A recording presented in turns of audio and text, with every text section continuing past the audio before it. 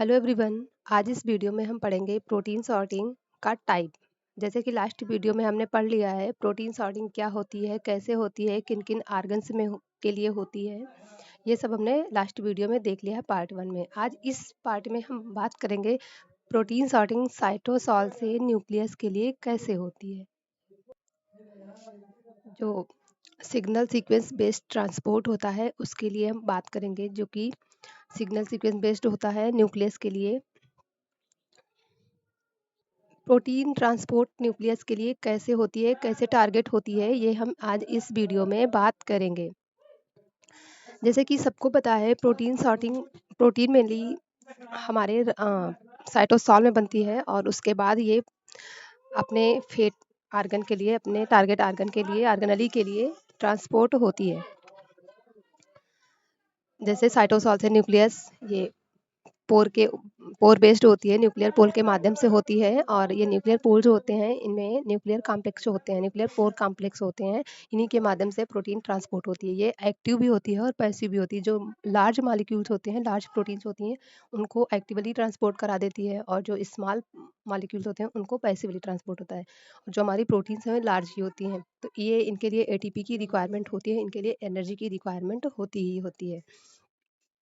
जो हमारी प्रोटीन बनती है, जो ट्रांसपोर्ट होनी होती है साइटोसॉल के लिए, उनमें एनएलएस मतलब न्यूक्लियर लोकलाइजेशन सिग्नल उसी साथ में बन जाता है। मतलब ये पोस्ट ट्रांसलेशनल ट्रांसलोकेशन है। ये पूरी प्रोटीन बन जाने के बाद में ही न्यूक्लियस के लिए ट्रांसपोर्ट होती है। तो इसमें एनएलएस होगा, जो कि सिग्नल सीक्वेंस होगी। ये सिग्नल सीक्वेंस क्या होती हैं, लगभग 15 से 20 अमाइनो एसिड की एक, हाइड्रोफोबिक अमाइनो एसिड की एक पर्टिकुलर एड्रेस होता है। कह सकते हैं जैसे कि हमारा कोई पार्सल आता है, उसमें देखो जो जिस एड्रेस पे डिलीवर होना होता है उसका एड्रेस दिया हुआ होता है। ठीक उसी प्रकार प्रोटीन में भी जैसे कि जिस आर्गनली में जाना है इसके लिए पर्टिकुलर एक एड्रेस होगा।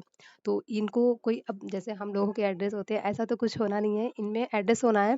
जैसे कि पेप्टाइड जोड़ देंगे, कौन कौन से अमाइनो एसिड हैं किस वाले आर्गनल के लिए सिग्नल इंडिकेट करते हैं, उसी अकॉर्डिंग इसमें अमाइनो एसिड जुड़ जाते हैं। ये एनएलएस जोड़ लिए जाते हैं, बना लिए जाते हैं उसी टाइम पे जब प्रोटीन सिंथेसाइज हो रही होती है साथ साथ में। और न्यूक्लियस में जो ट्रांसपोर्ट होती है प्रोटीन, इसके लिए देखेंगे इसमें लाइसिन और आर्जिनिन रिच होता है। मतलब प्रोटीन के बीच में या कहीं भी हो सकता है, लेकिन अगर सिग्नल सीक्वेंस की बात करें तो मेनली ये एन टर्मिनस पे होता है, कभी कभी सी टर्मिनस पे भी होता है। लेकिन ये जो प्रोटीन ट्रांसपोर्ट सिग्नल है एनएलएस का, न्यूक्लियर लोकलाइजेशन सिग्नल, ये किसी टर्मिनस पे ज़रूरी नहीं है कि टर्मिनस पे ही हो। ये सी पे भी हो सकता है, सॉरी सी पे नहीं होगा क्योंकि ये कहीं पे भी हो सकता है, बीच में भी हो सकता है, किनारों पर भी हो सकता है। लाइसिन और आर्जिनिन रिच ये इम्पोर्ट कैसे होती है, इसमें हम आग बात करते हैं।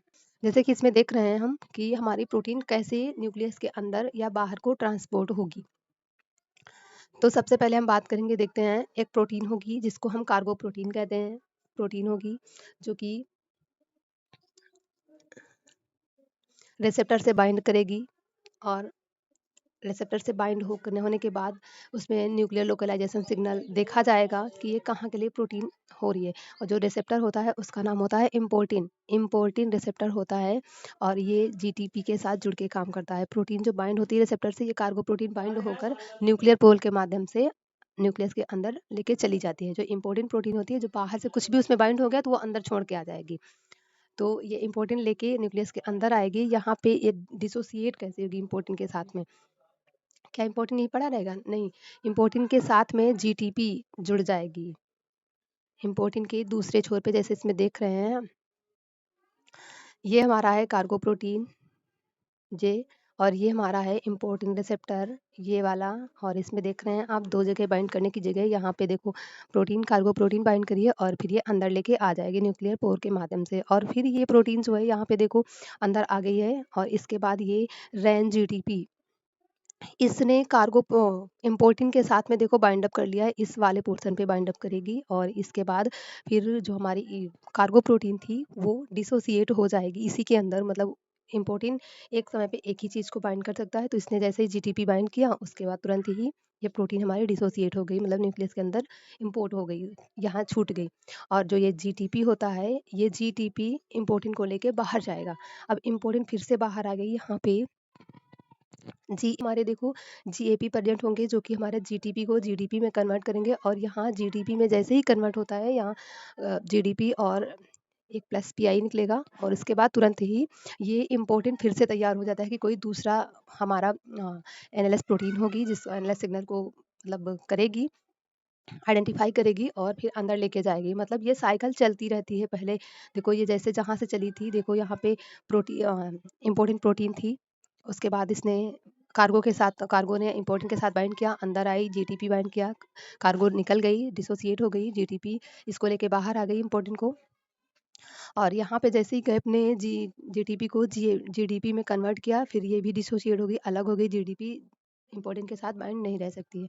और फिर इस जीडीपी को जो जीडीपी होते हैं इनको न्यूक्लियस के अंदर एनटीएफ2 न्यूक्लियर ट्रांसफर फैक्टर 2 ये जीडीपी को न्यूक्लियस के अंदर फिर से ट्रांसपोर्ट कर देते हैं और यहाँ पे जीईएफ होते हैं nuclear GDP guanine exchange factor जो कि जीडीपी को फिर से जीटीपी में कन्वर्ट करते हैं मतलब इनको एक्टिव कर देते हैं। ये जीडीपी जो है इनएक्टिव फॉर्म होता है, जीटीपी एक्टिव फॉर्म होता है।